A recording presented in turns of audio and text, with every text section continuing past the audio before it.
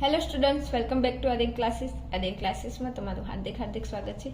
ચાલો આપણે ચેપ્ટર 1 વિધાનના રૂપો અને તેના પ્રકારો ભણી રહ્યા છીએ. તો એમાં મનોરથના 1.3 જે તમને કદાચ નહીં આવડતું હોય તો આજે આપણે એનું સોલ્યુશન જોવાના છીએ.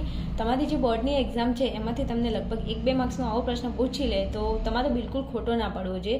અને સાચું કહું તો આમાં કશું છે ને, એક રમકડા જેવું છે. હમણાં તમને ભણાવીશ ને તો તમને મજા આવશે ને તમને હસવું આવશે કે મને આવું નહીં આવડતું, આવડશે. જોજો, વિડીયો પૂરો જોઈ લેજો. તો કે નીચે આપેલા વિધાનોની સામે તેના પ્રકારો દર્શાવે છે. આ વિધાનો આપેલા છે, એની સામે આ વિધાનો છે ને એની સામે એના પ્રકારો છે.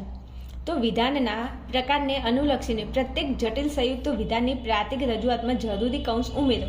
હવે આપણે આગળના જે વિડીયોમાં મેં તમને કૌંસ વિશે જે પણ વસ્તુ સમજાયું, તો હવે તમારે એનો ઉપયોગ કરીને, એ નિયમોનો ઉપયોગ કરીને તમારે અહીંયા કૌંસ મૂકવાનો થાય.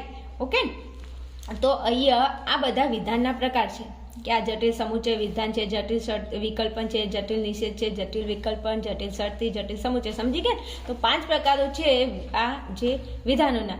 તો એમાંથી અહીંયા સામે આ વિધાનો છે ને, આ વિધાનોમાં તમારે કૌંસ ઉમેરવાના છે. તો આપણને એક વસ્તુ ખબર છે કે જે અહીંયા વિધાન છે, તો વિધાન એ ક્યારે ઓળખાય? તો વિધાન એ સર્વોપરી કારકથી ઓળખાય. કોનાથી? સર્વોપરી કારકથી. સર્વોપરી કારક જે હોય એ વિધાનનો પ્રકાર હોય, અને વિધાનનો જે પ્રકાર હોય એ જ સર્વોપરી કારક હોય. ના ખબર પડી? વિધાનનો પ્રકાર જે હોય એ જ સર્વોપરી કારક, અને જે સર્વોપરી કારક હોય એ જ વિધાનનો પ્રકાર. તમે કહેવા શું માંગો છો? જો સમજાવો. હવે અહીંયા તમે એક વસ્તુ ધ્યાન રાખો કે આપણે આમાં કૌંસ ઉમેરવાનો છે. હવે હું કૌંસ અહીંયા આમ કરીશ કે અહીંયા આમ કરીશ? હું વિકલ્પનને બહાર રાખીશ કે હું અહીંયા સમુચયને બહાર રાખીશ? તો એ મને ક્યાંથી ખબર પડે? તો વિધાનના પ્રકાર ઉપરથી. વિધાનનો પ્રકાર આપેલો છે સમુચય, છે કે નહીં? છે. તો સમુચય છે, તો સમુચયનું કારક કયું? તો કે આ એનું પ્રતીક છે કારકનું. તો આને બહાર રાખીને કૌંસ કરી દો એટલે આપણું કામ થઈ જાય. તો જો સમુચયને બહાર રાખી અને કૌંસ કરી દો તો કરી દીધો કૌંસ, બસ પતી ગયું. આટલું કરવાનું હતું. અહીંયા તમને જે પ્રકાર આપે છે એનું જે પ્રતીક હોય એને બહાર રાખો. મતલબ સમુચય છે તો આ સમુચયનું પ્રતીક છે એને બહાર રાખો અને કૌંસ કરો. ચલો, પછી બીજા નંબરમાં વિકલ્પન આપી છે. તો હવે જો આ આખું વિધાન છે એમાં તમે કોને બહાર રાખશો? વિકલ્પનને. તો આ વિકલ્પનને બહાર રાખી અને પછી કૌંસ કરો. તો ચલો, કૌંસ થઈ ગયો. આટલું કામ ના આવડે? આવડે. ચલો, અહીંયા શું છે? નિષેધ. તો હવે જો મારે આમ કૌંસ કરવો કે આમ કૌંસ કરવો, તો નિષેધને બહાર રાખીને કૌંસ કરો. કેમ? કારણ કે અહીંયા પ્રકાર છે નિષેધ, તો નિષેધને બહાર રાખો અને કૌંસ કરો. થઈ ગયું? હા, થઈ ગયું.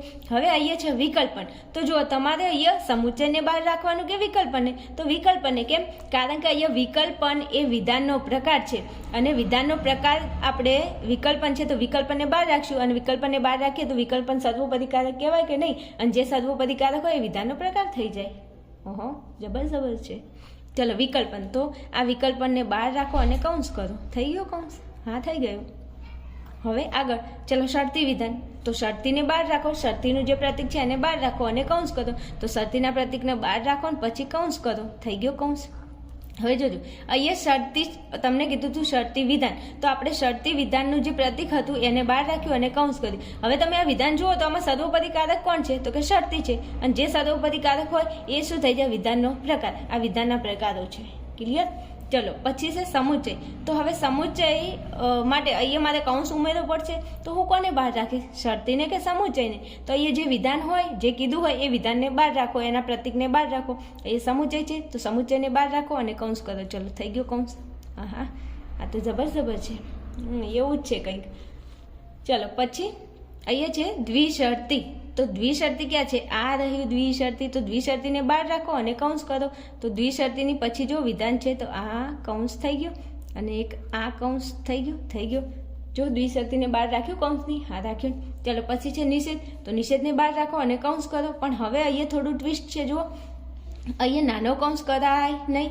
કેમ? કારણ કે અહીંયા ઓલરેડી એક નાનો કૌંસ તો છે જ. તો હવે આપણે આખા વિધાનને મોટા કૌંસમાં લેવું પડે. કેમ? અહીંયા તમે જોઈ શકો છો એક નાનો કૌંસ તો ઉપયોગ થઈ ગયો છે ને. અહીંયા વિકલ્પનની ડાબી બાજુ એક જ વિધાન છે, ને આવું આપણે આગળ ભણી ગયા હતા કે જે દ્વિમુખી કારક હોય એની ડાબી કે જમણી બાજુ એક જ વિધાન હોય તો એને કૌંસબદ્ધ ના કરવું. પણ કરવું હોય તો અહીંયા નાનો કૌંસ છે તો આપણે મોટો કૌંસનો ઉપયોગ કરીશું. ચલો પછી અહીં છે શરતી વિધાન. તો શરતીમાં શું કરશો? શરતીને બહાર રાખશો અને કૌંસ કરશો. તો જો આ સમુચયને બહાર રાખો, ના. વિકલ્પ ના, શરતી કીધું છે, શરતીને બહાર રાખો. તો શરતીને બહાર રાખીએ તો આ બે વિધાનોને કૌંસ થાય અને આ બાજુના વિધાનોને કૌંસ થાય. થઈ ગયું? હા. ચલો પછી દ્વિશરતી વિધાન. તો દ્વિશરતી વિધાનમાં શું કરો? દ્વિશરતીને બહાર રાખો અને કૌંસ કરો. તો એ આ કૌંસ થઈ ગયું. કેટલું સહેલું છે. બસ અહીંયા તમને જે પ્રકાર આપ્યો હોય તો એનું જે પ્રતીક હોય એને બહાર રાખો અને કૌંસ કરો. એટલે આપણો મનોરંજન 1.3 પૂરો. જો ના ખબર પડે તો કોમેન્ટમાં જણાવજો. એવું પ્રશ્ન સવાલ જ પેદા ના થાય, તમને ખબર ના પડે. અહીંયા જે પ્રકાર આપ્યો હોય એનું જે પ્રતીક હોય વિધાનમાંથી એને શોધો, એને બહાર રાખો અને કૌંસ કરો. ઓકે, ચલો. તો આપણો મનોરંજન કંઈક આટલું છે. નીચેના જે પ્રશ્નો છે થિયરી બેઝ એ તમે થોડા જોઈ લેજો. ઓકે, ચલો મળીએ નેક્સ્ટ વિડીયોમાં. ત્યાં સુધી તમે જોતા રહેશો આર્યન ક્લાસીસ.